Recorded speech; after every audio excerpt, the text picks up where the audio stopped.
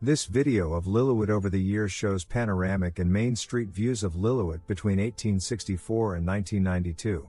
The earliest pictures of Lillooet were based on artist sketches. The Illustrated London News published a pencil sketch of Lillooet in its issue of December 24, 1864. The Royal BC Museum collection holds a colored painting of Lillooet made in 1864 by W.S. Hatton. In 1866, before the advent of photography, Crease made a black and white sketch of Lillooet and the surrounding area.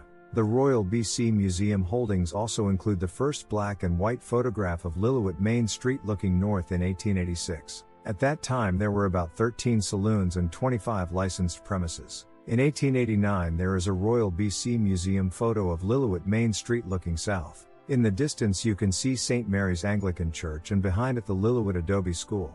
This 1894 Royal BC Museum photo looks east showing Fountain Ridge and East Lillooet. Here you can see St. Mary's Anglican Church and the Lillooet Adobe School in the foreground. The Artie Fair photo from 1896 looks south and shows the cane terraces of East Lillooet before the first railway bridge was built. Artie Fair's 1897 picture of Lillooet looks northeast and shows St. Andrew's United Church in the background. Fair's photograph from 1900 shows St. Andrew's Church in the foreground and Longmore House, Casper and Cerise Fair's home. Another 1900 photograph from Artie Fair shows Lillooet's first farm and the residence of Richard Hoey in the foreground. An Artie Fair photo from the early 1900s shows Lillooet in the winter looking southwest. In the 1920s, Artie Fair's pictures of Main Street feature several early automobiles on the street.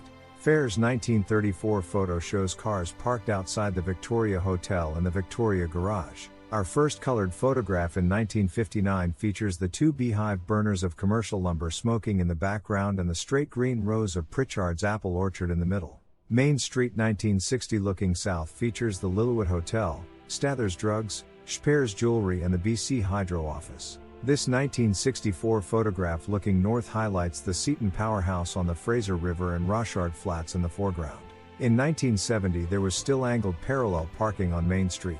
Lillooet's wide Main Street was designed to handle turning an oxen team with fully loaded freight wagon around in the middle of the street. By 1988 you can see that the sawmill and lumber yards have been relocated to Cayuse Creek and the new bridge of the 23 Camels has been built across the Fraser River. In 1992 Main Street looks largely the same as earlier except the cars are newer. There are more modern homes now built on the terraces above Lillooet.